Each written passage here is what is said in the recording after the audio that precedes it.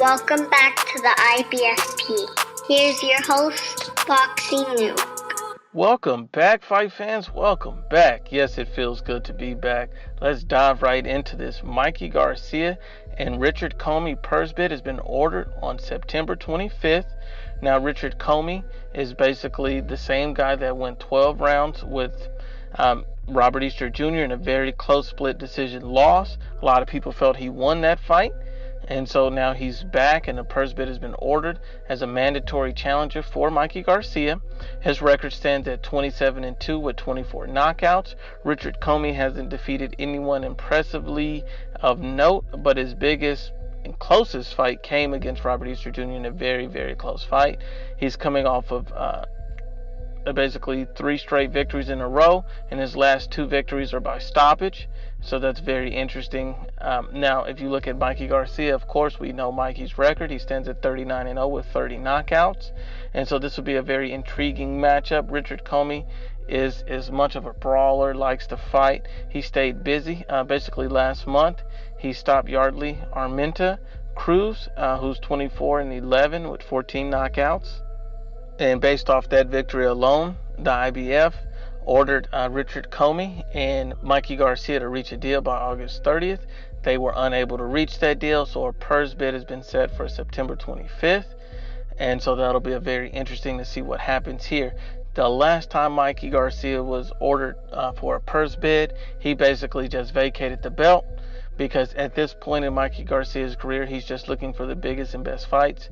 Maybe Mikey looks at this fight as an opportunity to just get in some work before he attempts to face Errol Spence Jr. Maybe he vacates the belt and moves on, but I doubt he vacates this one. Mikey needs a tune-up before the end of the year, before the year's out. Richard Commey may just be that guy to give him that tune-up, more brawling style of guy, high knockout percentage. And so that'll be very interesting. I mean, he's had 27 victories and 24 of those coming by stoppage. So that'll be a good test for Mikey, good workout. I think Mikey will stop Richard Commey. Richard Commey has never been stopped in his career. He has faced 2 defeats in his career, and they've both been a split decision loss over 12 rounds, which could have went either way. Ultimately, though, I believe Mikey Garcia needs a little bit of work just to make sure that his skills are tightened up, that he looks impressive, and just another fight to build the Errol Spence Jr. fight. The thing about that, though, is if I was Mikey Garcia, I would definitely take a heavier fighter. Richard Commey is good, but since I'm moving up to 147, I would try to fight another 147-pound fighter. One such fighter that Mikey Garcia could look to is the Jesse Vargas. They've basically reportedly been interested in a Mikey Garcia fight. They're open to that clash at 147 pounds. He could fight Maurice Hooker at 140. And that would basically be for another 140-pound belt.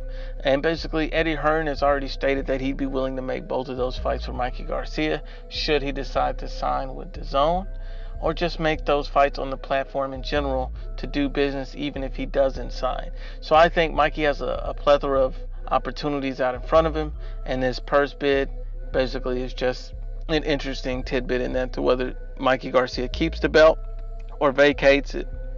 In my personal opinion, I think he may keep the belt just for the simple fact that when he goes to unify with Vasyl Lomachenko, which is ultimately going to happen, then he's going to need all the belts, and you don't want to have to run around and go get additional belts. But if he faces Mikey Garcia, if he faces Errol Spence Jr., gets the victory, belts don't matter. He transcends belt. He's become such an elite level superstar at that point. None of that shit matters.